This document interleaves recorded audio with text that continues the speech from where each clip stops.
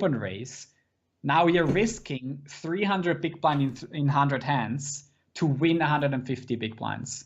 This is a bit, first weird to understand it this way, but this is how poker works. I think it's a huge concept. Like, since I've started to actually understand this, and like, money we invest, we need to be doing better than had we not invested. I think it's a pretty key concept to sort of get under your belt. And one thing that people never think about sometimes is you have an alternative, and that is not trying to capture the blinds, and that is just by folding, and that is the choice to have 0 BB per 100, and people just randomly open 10-7 suited, 10-8 suited, where they shouldn't in under the gun, or just some weak check-8 suited, maybe ace-10 or ace-9 offsuit, or just some weird hands that shouldn't be there. Ace-10 offsuit could be, but that's another story. Now, 0 BB per 100 is always the choice when you cannot play your hand profitably, and a lot of people forget that. So just that as the basics. Now, how do I find out which hands are really profitable? Well, the way I did this is I have actually a range for all spots, and I can, for example, do an under the gun filter, which is all these hands that I would be opening from under the gun, which looks more or less like this. You can also get rid of the check 9 suited. I'll jump in here as well, guys. I think this is really useful for everyone to do, like, on their own, to go through every position and actually, put in your range of, like, hands you're never going to want to open, or sorry, like, all the hands that have the option to open. And then, obviously Andreas will show you now, like, you invert it and you can learn a lot from it, I think. Yeah. So the first thing is take someone's really good range that he's competent, and that's actually a good under the gun range here. It's also you could also do it this way, that you open even the 6-5 suited instead of the 7-6 suited. This is Educa Poker's ranges from the new Upswing course, but you could just leave that away as well. It's not a big deal. So let's say this is your under the gun range, very linear and very much weighted towards having a suited ace, because these hands, they tend to, they can bet for 3 streets a lot when you do make a flush, for example. Now let's have a look how Hero here, Shroomtheriver, did when opening these hands that I suggest opening. And you can see the win rate goes to 73 big blinds 100. So sure, this is just looking at those hands, and then compared if you actually take out the filter again, which you have to, because otherwise that's not making a sense. So let's see the number 3,500, and I'm just going to get something in here quick. Let me just see. So you have to actually have them. Actually, no, let's do it different with the desktop calculator. I mean, I can do it in my head, but I just want chat to see as well. So 3,500 is the number. The overall number is 24,000. So what you have to do is you have to do 3,500 divided by 24,000. It's about 1 in 8, right? Or 14%. So in 14% of the hands, you're making 73 BB per 100, right? So what you could do is you could divide that 73 or 73 times, is that correct? Yeah, you could see that you should do the win rate of 73 BB per 100 times 14% of hands. So you're actually going to 10.6. So that would be your win rate if you only open those hands. So you can see already you would go from 9.8 to 10.6. Yeah. That's already an adjustment. And it's pretty staggering already, because we can assume that under the gun is going to be the position where, it has the least impact. Like, I'm going to be opening widest the least, right? Out of, the cut off the button. I think those are positions I'm going to be opening more of the hands we shouldn't be opening. Exactly. Yeah. You can also see it. And the next step would be you go to the early position raise, and you actually do the inverted filter. So under the gun inverted looks like, okay, hands I would not be opening from under the gun, basically all these hands. And you see, okay, how often did it get opened? And you do that with the stats unopened pre-flop raise percent in Hold'em Manager. And you can see that Hero here attempted to raise with these hands 4% of the time. Mm-hmm. And when he did, he lost 2% of a big blind. And that happened 4% out of 20,000 is about 800 times you attempted to raise. And 800 times 2 BB is, wait, no. Yeah. 800 times like a 50th of a big blind is 1600, 16 stack. No, what am I doing? 800 times you attempted. 4 stacks? Yeah, let me just think about it. 800 times losing 2 BB per 100 means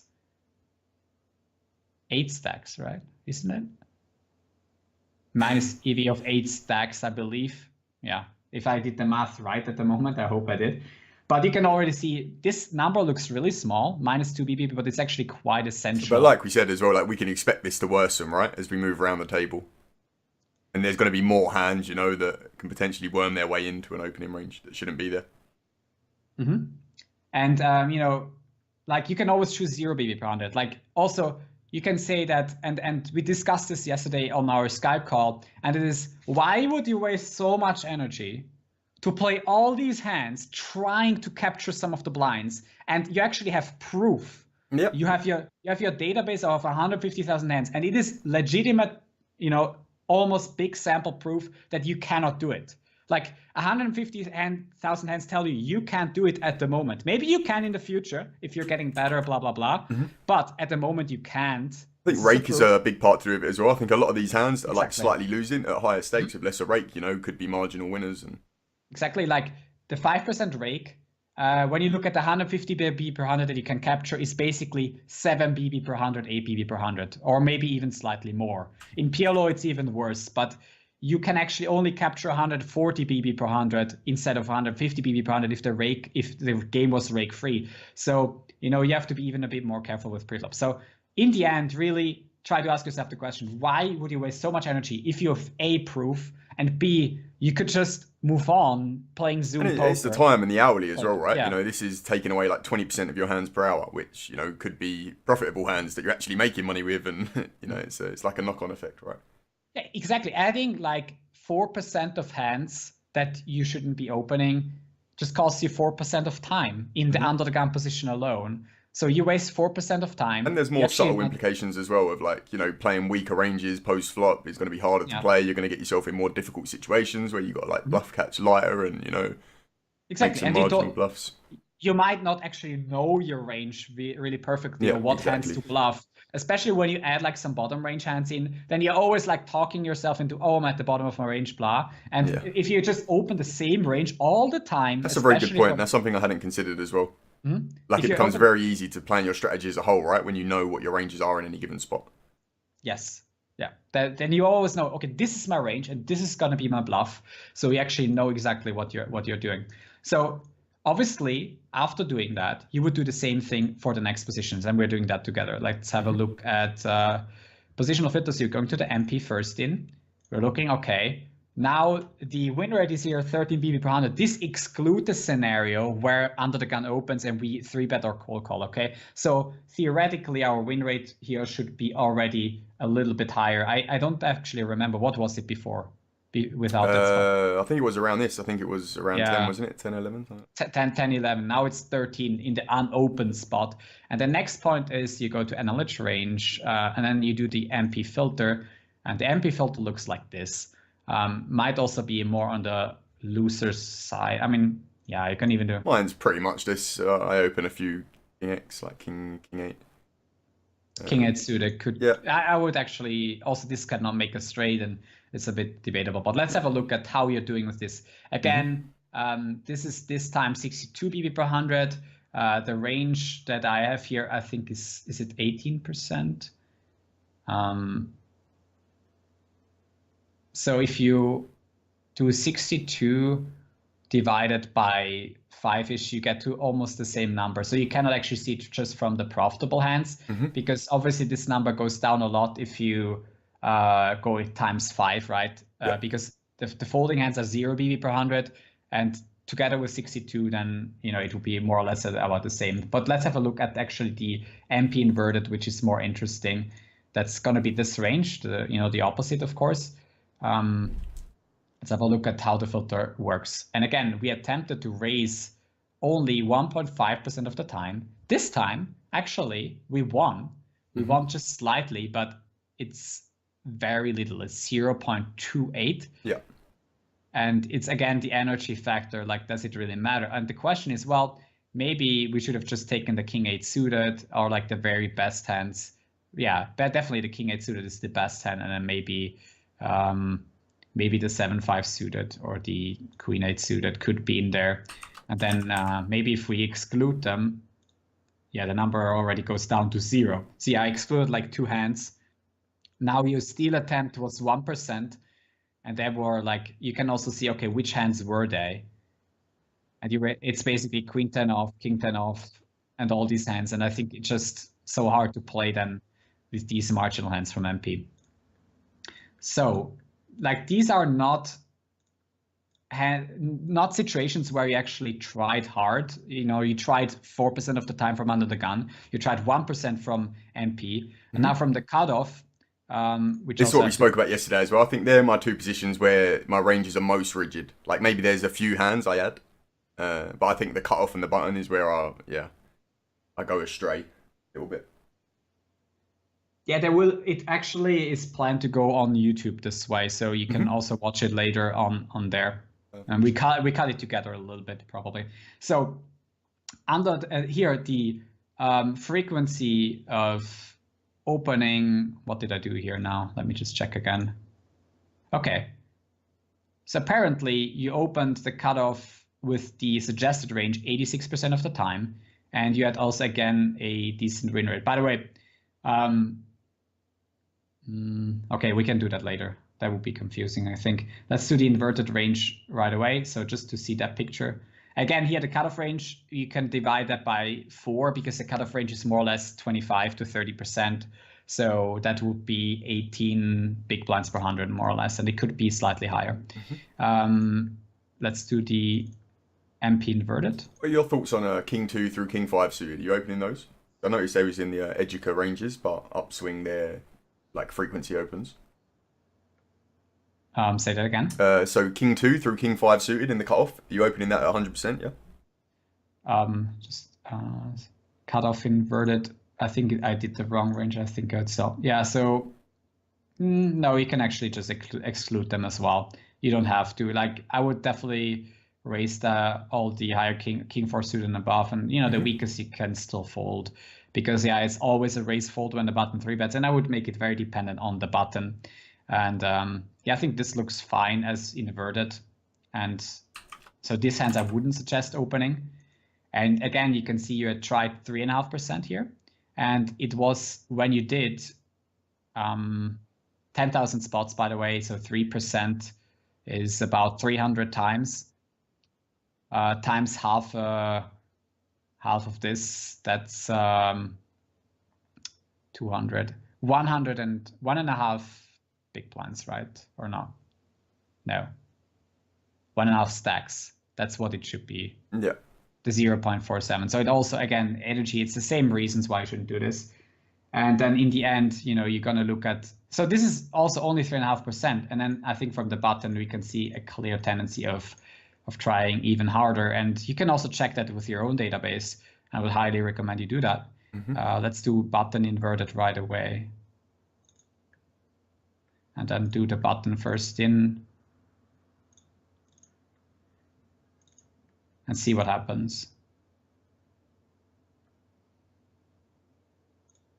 And you can see now we tried 27% of the time.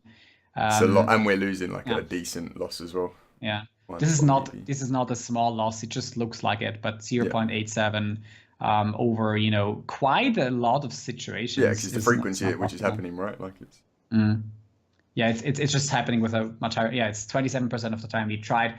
And, we could have just moved on to a profitable situation. Let's imagine you're a 5 BB per 100 winner. Then, wasting the time of opening 27% here on the button and actually playing a hand that is minus EV costs you so much time on average because you're doing it so often.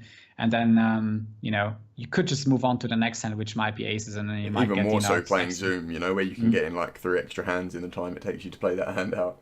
Yeah, in Zoom especially that, I agree.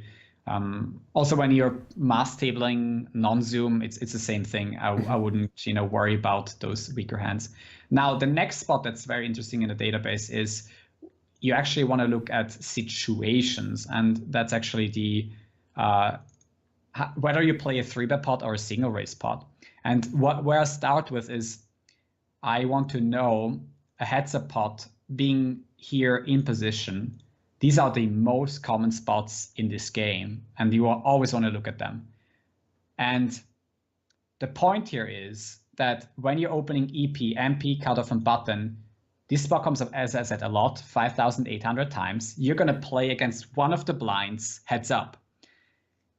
And the way you want to think about it is you're playing, you have a battle for 150 BB per 100, okay? You against the blind. Whether it's the small blind or the big blind doesn't matter. Most it's going to be the big blind. But he's basically defending his big blind.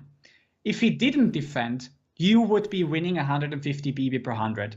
Now, if he does defend, he managed to capture something of those blinds as well. And he's going to have, a reasonably, stronger, a reasonably strong range, but he didn't 3-bet you. This is where you saw the flop. Wait a second, raise call.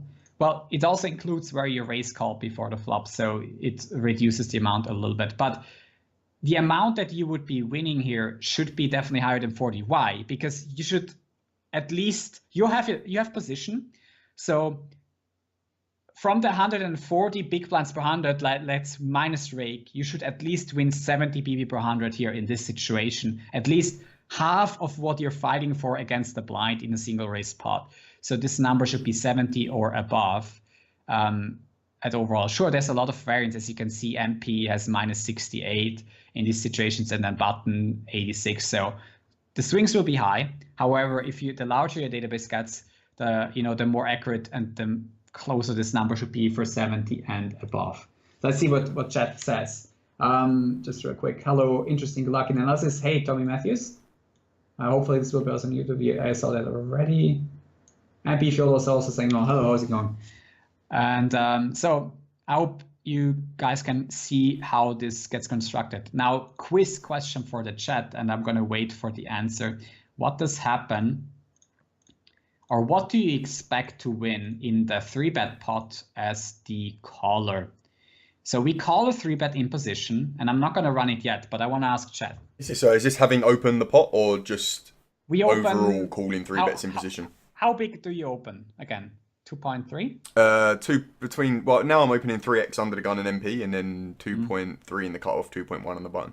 All right, so let's say 2.3. I'm going to start opening, I'm going to start opening like 2.3, 2.4 from every position, I think. Okay, so the question for the chat is, we get about 50 people in chat. What should we expect from calling a 3-bet on the long run in win rate? Like we don't 4-bet. We don't have aces and kings and that stuff, right? We also don't have our bluffs. But what should we expect? 2.3, 30%. I want to know the win or the loss rate, because we're going to lose. We're going to call the 3-bet, but what's our losing rate? What should it be? In which frame in losses? Like this EV/BB per 100, how should it look like when I click OK now? Like, what's your goal? Yeah, you're definitely losing, because he's 3-betting. He's representing a strong range. And if you fold to the 3-bet, you're losing 230 BB per 100, just as a quick tip. This actually should lead you to the answer. Depends on how big the 3-bet is, man. No, not really. Look. No, it depends on your raise size, like what you've invested. So if you open to 3x, then you need to be doing better than minus 300 BB. Yeah, don't say that. That's already giving the answer. You tested me as well, like. Yeah. So exactly, McDonald's gives the answer as well in the chat, so we have the answer in the chat. Yeah, so he did it at the same time. Good.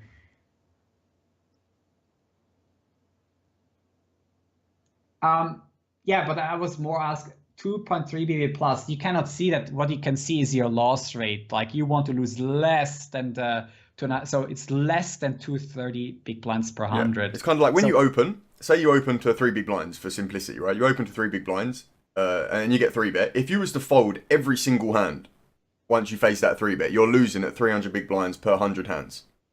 So effectively, when you enter a hand, then you need to be doing better than what you would do if you just folded. Exactly. That's yeah. Now here it will be 230 because of the smaller sizing, and like Shroomtheriver said, 300 BB per 100 would be if you open big. So if you're playing NL2 and you're opening to 6 cents, if you fold every time, 300 BB per 100 minus. And now, as we see here, 900 times we called the 3-bet and we did it successfully. How can we say that it was successful? Well, we only lost 116 BB per 100 instead of 230 BB per 100. However, and now is the big point, we can see that actually we lost with really big rates when we were in early position, middle position, and cutoff.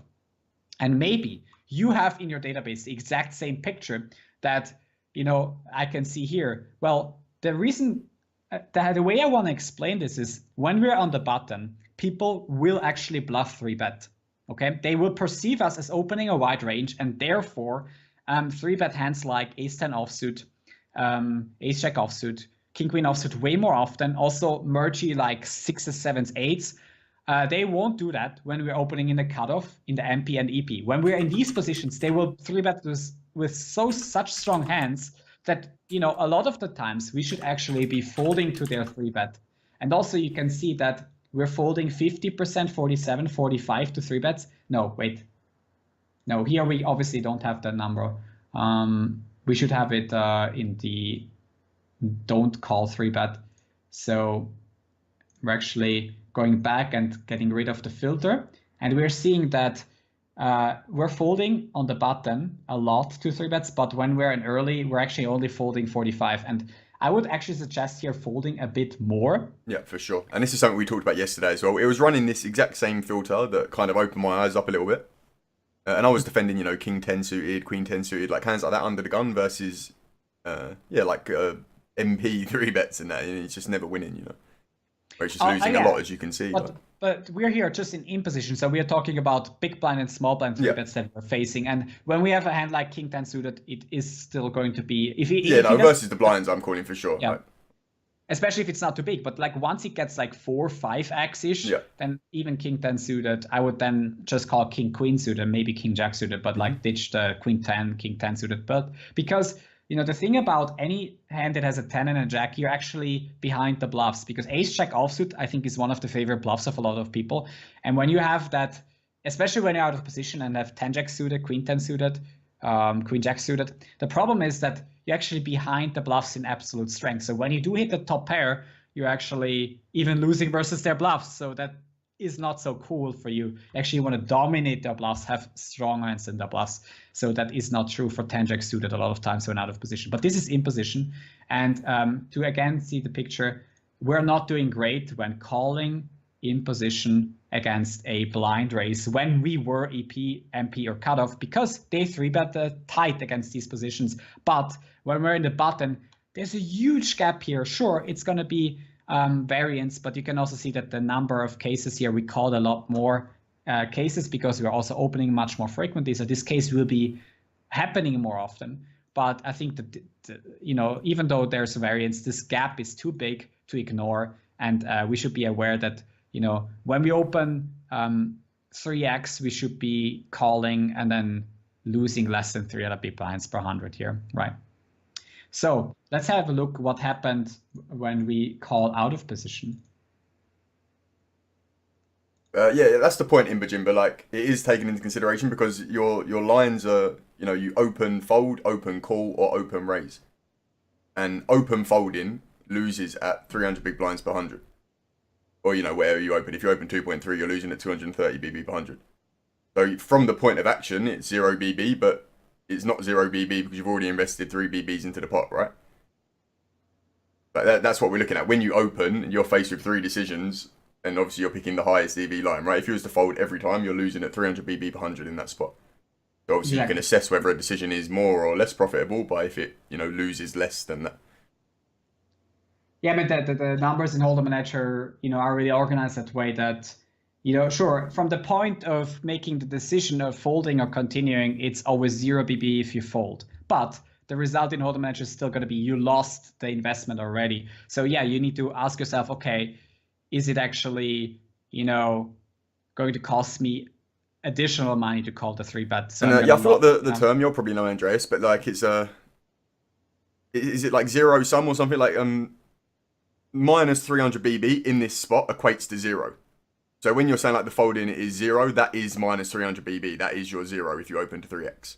Exactly. There your zero starts, and everything from there it gets worse. And we've seen that if you open 3x in early position, it got worse. If you opened 2.5x in MP, it got worse, and in the cutoff it got worse over a sample of 600 spots, which is not big, but there's a tendency and there's a chance that at least the weaker hands that you defended in that situation actually could have just folded instead. And because in this sample, you're going to have some flat traps like aces and kings, maybe sometimes a queens. They're certainly going to outperform folding, but they're going to be hands in here that you defended that you could cut away instead, and just take the minus 300 BB per 100. Let's have a look actually what happened in out of position as well, and here we can see that it's actually doing quite okay, but also a little bit break even. And again, when we got 3-bet in early position, again, this number is really low. This could be coincidence, but I would say it's not. No, I'm pretty certain it's not. Again, it's defending too wide a range, is out of position.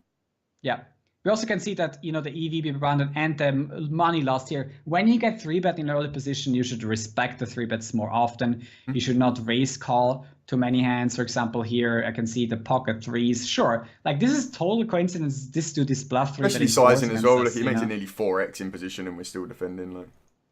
And then here we got set over set. Yeah, I mean, he could have had kings as well, but yeah, it's just that raise calling. Here he had fours, but a lot of the times they just have it, and they also have position for the rest of the hand. Right. Ace so a lot of off looks like a fold. Yeah, ace jack off here.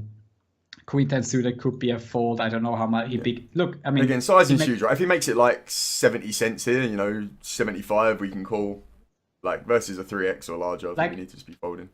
What you really want to flop with these types of hands is the draw. If you flop the draw, you can see the equity is going to be fine. But like, what happens if you flop a pair? You're always going to check call once, right? Yeah. That's your problem. And you're never going to get value from your top pairs. Like if you make a pair of tens, pair of jacks, pair of queens, you're not going to get that much value. And if he has you beat, he has position, and because he has position, he can actually value bet over multiple streets. And, you're going to have those reverse implied odds and never implied odds out of position with those top pair holdings. So you want to make the draw, which happens between 10 and 18% if you include straight draws, like the stronger draws. So you want to be careful in that spot. So again, tendency to, take those strong ranges spot and then just fold more in these situations. It's just better for you. Single raise pot. Also, what I didn't look at is single raise pot in position. Also, guys, like if your database is big enough, obviously you're going to need a lot of hands, for this to be relevant. But you can do effectively what we just done with the opening ranges, and apply it to this spot as well. You can actually see, which groups of hands you're losing money with when you're defending 3-bets in position, out of position, and you can just drop cards from your range, right? You can just start picking off hands that are not making money and just remove them. But yeah, you'll need a lot of hands, I think, for that to be relevant in 3-bet pots. Unopened players in a flop. Yeah, we see it in a flop. I think the filter is correct. And surprisingly, and this is really surprising, you can also see that, remember, the in position we had a win rate of 40 BB per 100 from the blinds. And then now out of position, all of a sudden, even on a decent sample, I would say, we actually winning quite some money. We are winning at 100 BB per 100. This is an extremely high win rate for the situations. And the reason I would say is that we also could find that here is we flop c-bet only 26% of the time. When you're out of position, you shouldn't c-bet often. And I think the way that a lot of money has been won here is when the flop went check, Shroomtheriver here had, a lot of the times the ability to just take the pot on a turn. He goes check on the flop, and he's weak. You just take the pot on the turn against a missed stab, and you're going to make a lot of money. I think also when you apply to all reports, you can go back into the cash result graph. So we're looking at those 1,400 times. We're actually looking at how the money has been created, whether it has been with blue line or red line. And you can see it's with both. Like I'm doing a this fair is amount of check raising as well. Honestly, I think I play fairly solidly out of position. yeah. Like I Like this feel is comfortable playing that position. I think in position, I've just like we spoke about, I've got lazy and defaulted to just smashing a third pot on a lot of flops. And again, it explains a lot about the database, the red line, the blue line. I'm stabbing a lot of flops, like mhm. pretty much all flops in position. And then we're Yeah. we're feeling obligated to barrel turns, and then we get to the river, and like you said, we're bottom of range. We need to bluff this, and we Mhm. end up like tripling spots where we could have just folded pre-flop or. So this is the out of position picture, and you can see red line and blue line is happening both. So you're going to showdown with the best hands, and you're actually making red line, you're making them fold. And why not c-bet all the time? Well, they might not defend correctly, but they're making bigger mistakes when you check and let them define their range more clearly. So when they have a hand, you actually check fold your weak stuff. And when they don't have hand, they check back and you just Yeah, capture and position is a lot huge, of right? new Like if time. you filter your database for in position and out of position, and the difference is pretty staggering. And especially Yeah, at like higher stakes, like regs know how to use position, right? So if you're just c-betting a lot of hands out of position, you're just going to get floated super wide on the flop, and they're just going to apply a lot of pressure on future streets. here's the in position. And I'm going to apply to all reports again and go over to the position tab and show you the difference. This is huge, mate. Honestly, I feel like I'm Th- taking a This lot away is from this. this is really big because here you can also where's the c-bet? Uh, Mm.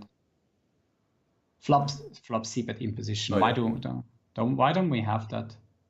maybe Let's because refresh.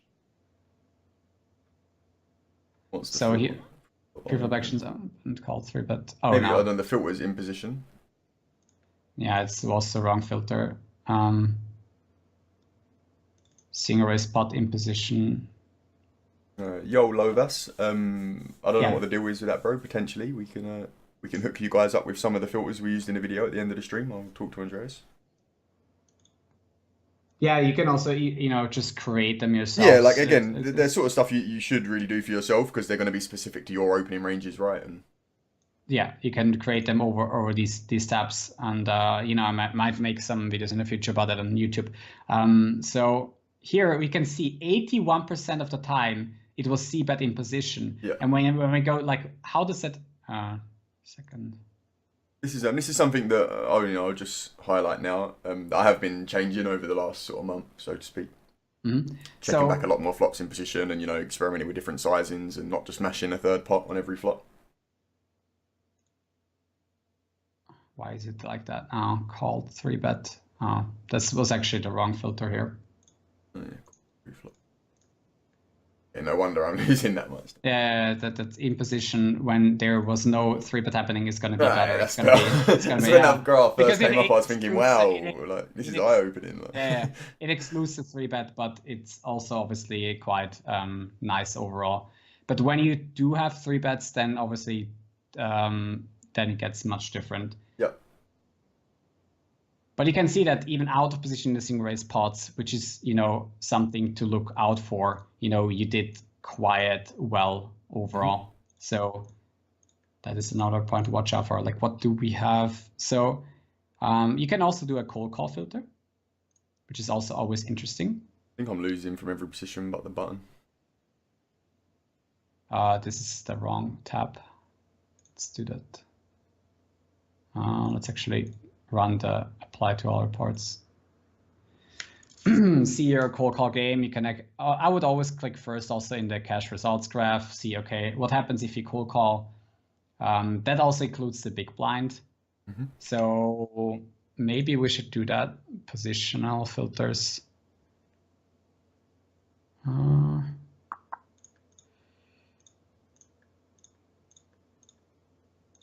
Basic filters. So we take out the big blind and the small blind.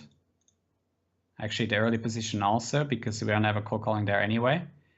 And you can see that,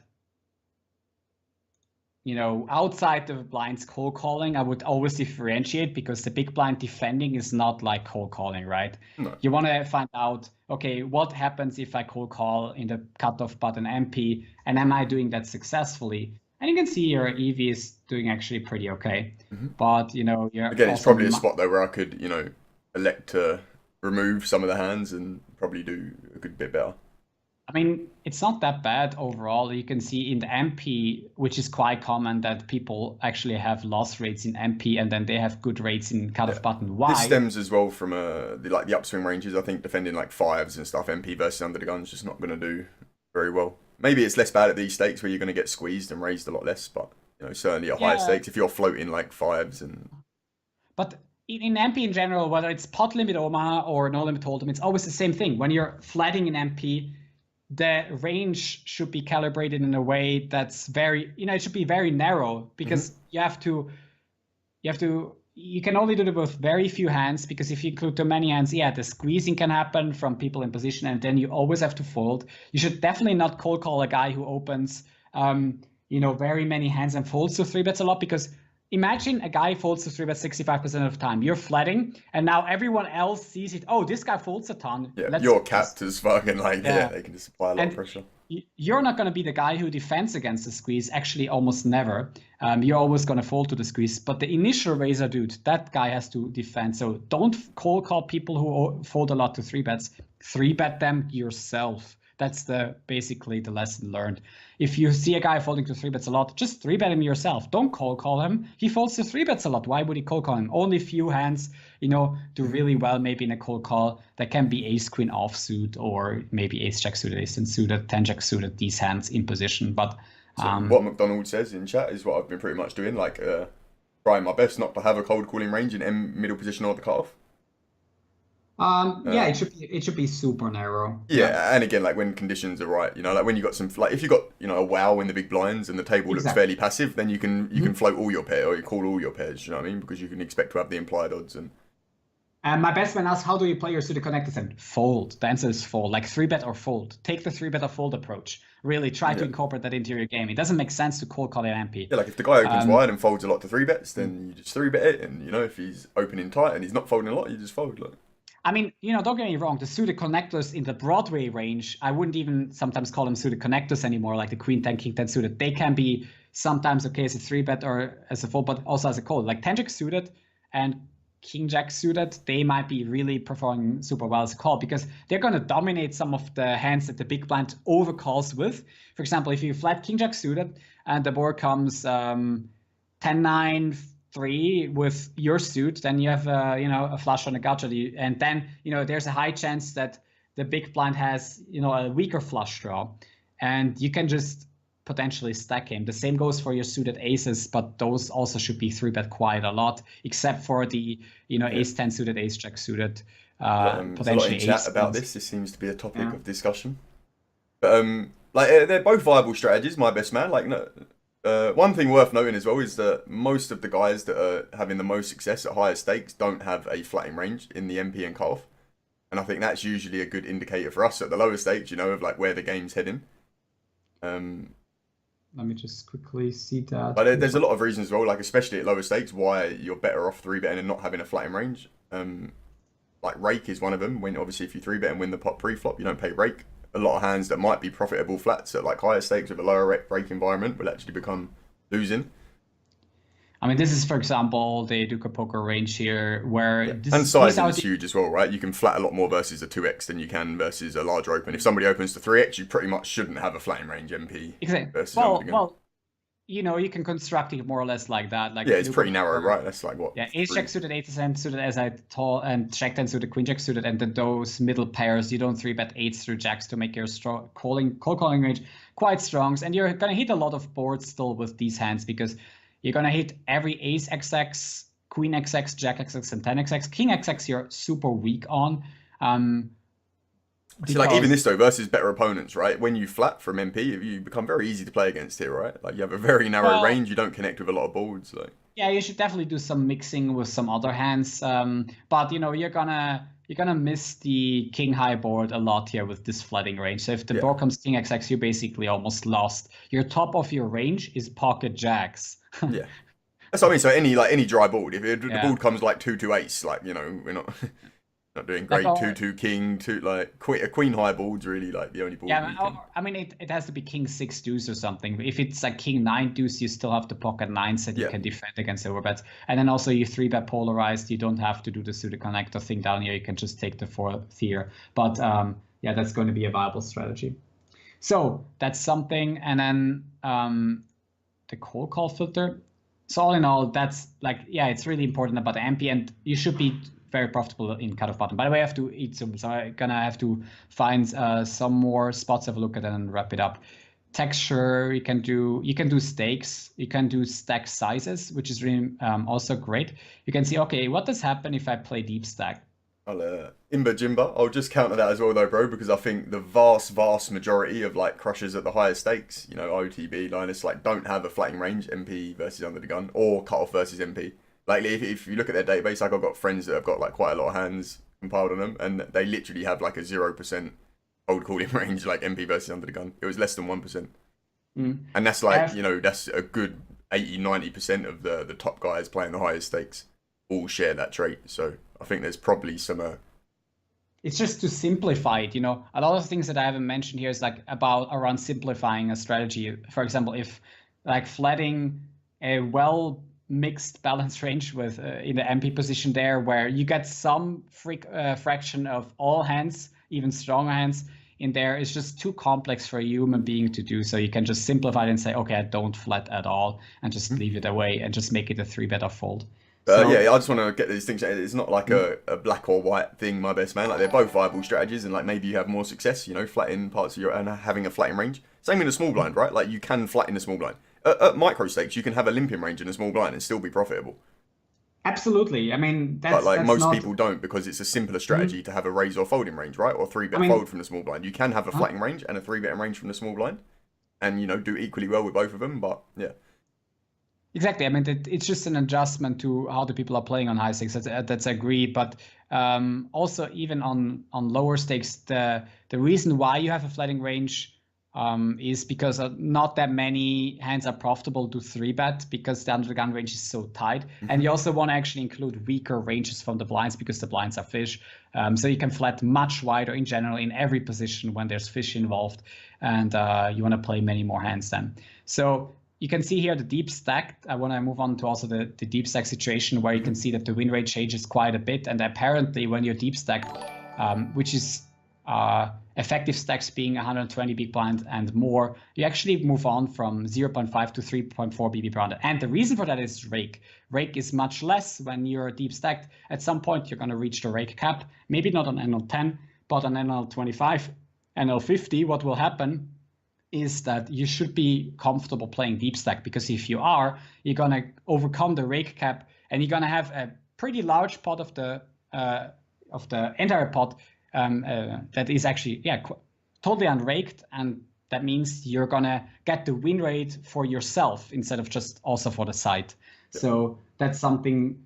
Some people have gaps here from not from 0 to 3.5, but like from 1 to 9. So as soon as they get deep stack, they should actually play longer sessions, leave the Zoom tables open for the entire day, and then come back maybe an hour later and click a couple of hands and just make sure you're staying deep stacked on Zoom poker, so that your win rate is going to be much bigger.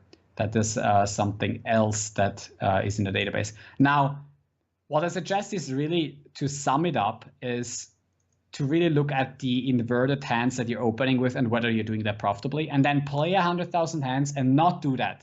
Like really, we talked about goals yesterday a little bit, and one of the goals to formulate it and also sum it up is make it your goal to open 0% of unprofitable opens. Don't make it your goal to win X amount in BB per 100. Make goals measurable. And it's really something I learned in teaching. Make everything you do somehow measurable. Don't make it like, I want to win this much money. I mean, you can measure it, but it's not guaranteed and you can run bad, blah, blah, blah. But make it really something that you can tell yourself, hey, if you achieve this, if you play 100,000 hands and you look at the 4 inverted ranges from MP through button and you open 0% of those unprofitable opens, you already increased your win rate by 2 BB per 100.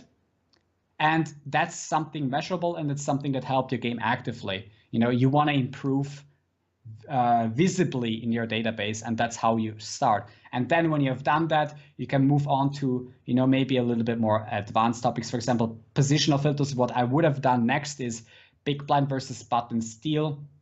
So you're having a look at, you know, what you're doing when the button raises and how much you're losing less than 100 BB per 100 in the big blind.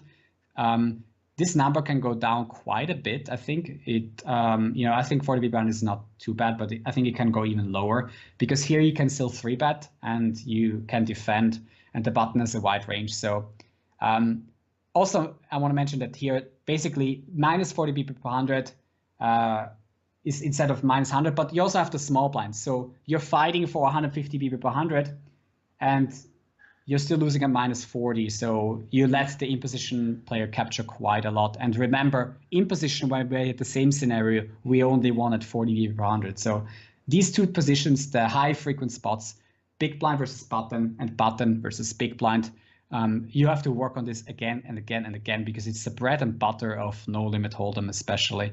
Also in pre-allo, it's quite important. All right, maybe we can take a couple of more questions and then wrap it up for the day. Do you have anything also that you want to tell to the chat about this, you know, lessons learned and what the takeaway is for you? Yeah, on a slightly unrelated, just in general, I think it's something I've suffered with a long time, and I think a lot of people do, is, you know, we watch these videos of like higher stakes content and these ranges, and we read the hand histories of people playing higher stakes on, you know, the forums and other streams and stuff like that. And I think it's just trying too hard, honestly. Like, we see here the proof that like a lot of these hands aren't profitable. We're actually losing money by playing them. And I like to think I'm pretty competent versus the pool. Do you know what I mean? Like, I think I'm pretty good at, you know, putting people on ranges and that sort of stuff. So if I'm losing with these hands, then like they're quite obviously not profitable at these stakes, right? And it is a really easy fix as well. So I implore anyone that's watching that, you know, see some of their own database in what we've looked through. Do what we've done, invert the ranges, you know, look to see what you're losing, and like Andrea said, make it your goal to open 0% of like hands that are not making money effectively. Well, I haven't created that, but just to answer the question in the chat, like what you can do is you can, for example, big blind versus button, you can say, okay, let's just exclude the strongest hands that are, you know, let's just exclude, yeah, even 10 and also whatever. Let's exclude all pairs and all suited hands. Let's say you open 3x or whatever, but let's exclude. Is this what big blind defending range versus button? Yeah, I mean, you can obviously defend, you know, much wider than this, but let's. Yeah, I mean, you can do even, yeah, whatever. But let's actually just look at the weaker hands. Of course, you can defend that. But let's look at the weakest hands and then apply. I don't want to, and then see how much you're losing. Also, you can see how often you attempted to defend, which is 14% of the time with your VP-IP. And then you can see, okay, you actually managed to defend properly. So what you do is you go into the range. You again remove some, you know, stronger hands. Apply again.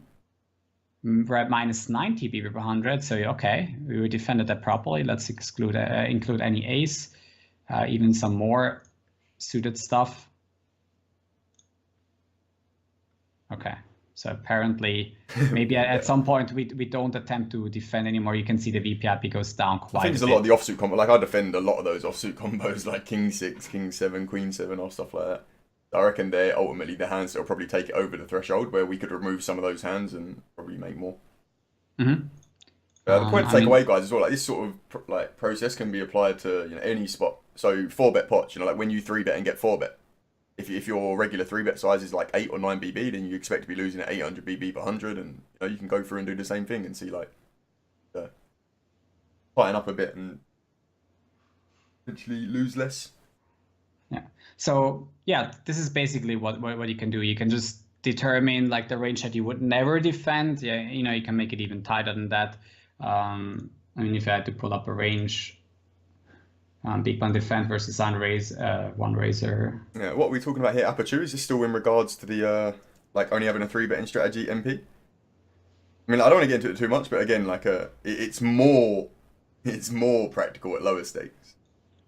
I think where the rake is higher and people aren't gonna 4-bet, they overfold versus 3-bets. We steal the pot pre. I think for the most part, if you have the option between flatting or 3-betting pre and the EVs are close, then 3-betting will always be the better option the lower the stakes are, in my opinion. Anyway.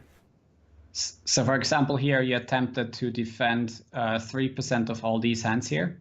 Like, yeah, you can obviously take out the king 7 off and then see, and you're minus 98.35. So, you know, you can do the same, apply like these hands here. You can also take a screenshot, obviously, apply all these weak hands that you would never defend, also according to like Eduko's chart, for example. And then you see, okay, how often did you try? 2.7 of the time. What did happen? Well, you lost an entire big blind, minus 1.7%. You could, you know, some people are always going to lose more here. Like, so, you know, at least you lost, you know, less. So that's already good. Yeah.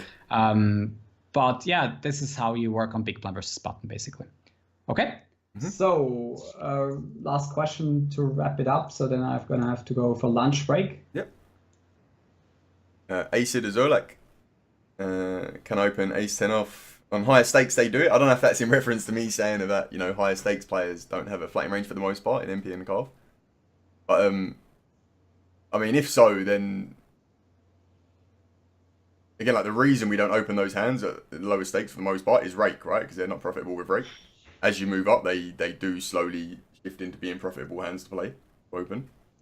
I mean, by that logic, then we should be more inclined to be 3-betting for the most part from MP because the rake is higher and the flats aren't profitable. Yeah. To answer Tom Matthews' question, I mean, I have one video about Hold'em Manager 2 where I made a small tutorial. You can also ask me questions on, you know, what I talk about, but this is going to be a lot of what we discussed today. And, you know, if you have any questions, let me know in the comments and I can, you know, try to at least make another video where I go over how to create 5 filters, for example. I can make just those basic filters, how I save them here in Hold'em Manager 2 and how I name them and what my logic is overall and how I work with that. And I think also this video is going to be available in some degree. So obviously you'll be able to go through, pause it, you know, and construct your own filters in real time as we do it. Exactly, yeah. Yeah, you can just go over that. And I would make it depend on your six and also what you're defending at the moment, etc. So you have to, these ranges filters here, they're not always accurate on your database. Okay, so when it, by the way, you can just a little bit sort of advertisement. You can find me also on my Twitch channel. Post your Twitch in the chat as well, Andres. Yeah, so... Obviously it goes without saying, guys, drop him a follow. So I'm on the Twitch channel, twitch.tv/AndreasFurley. That's going to be on live later. I'm going to be continuing my challenge that I just started today. I want to go from $24 Imba Chimba approved to $1,000. I started with NL2, PLO2, a little bit mixing it up with NL and PLO. And I'm going to go to $1,000, trying to do that at least in 30 days played. And yeah, I hope we can do this. And yeah, I hope to see you go on that channel. Also have Instagram and Twitter. Instagram. Well, I guess our focus then, Andreas, is to have 0% opening of those hands, the inverted hands, I guess. Be our focus for the next few weeks, right? Exactly, yeah. That's what we're doing in the NL2, NL5. 0% of crap opens from various positions. That's going to be my goal for my viewers, so something for us to keep an eye on moving forward. The filters we run initially with the opening ranges. And you know, you said we was opening like 2.7% under the gun of hands that, you know, we shouldn't ever be opening. And that number increased as we moved around the table. So my goal moving forward for the next few weeks, month or so, is to reduce that number to 0. Yeah. And like we saw, you know, I think that should immediately translate into, you know, a few BBs on our win rate. Just take screenshots, man. I mean, try to just snip it. Just and then export it in your you know, program of choice. It can be Aquilab, it can be Poker Ranger, it can be Hold'em Manager itself, you know, for creating the filters. Just rewatch the video on YouTube. Just take a couple of you know, screenshots and then try to rebuild it and make them even better for yourself. Like, you can always make them better. You can always make them more precise for your game, for your own how you play. That's what we're saying. Okay. I'm also gonna remove the sub restriction from my videos on demand as well, so everyone will be able to watch them. So this will obviously be available on my videos. I think Andreas is gonna upload it to YouTube, so check out his YouTube channel. It should be YouTube. On there in one form or another. That's the address, not just to the video, but my YouTube channel in general. Okay. Thanks for watching from my behalf, and thanks, Andreas. It's been really useful for me. I'm sure these guys have found a ton of value in it. And obviously, I'll talk to you on Skype, and maybe we can arrange something in the future. And all right, okay. Thanks for having me today, and see you guys hopefully later today for the challenge. And good luck with the next 100K hands, George. And hope you're crushing it, making that 0% happen, and going to the moon with your win rate. Let's see how that progresses in the next future. Nice one, Andreas. Take it easy, bro. Okay, all right.